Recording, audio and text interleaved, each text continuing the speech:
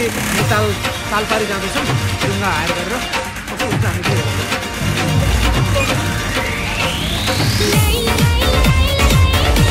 हेर्छौँ।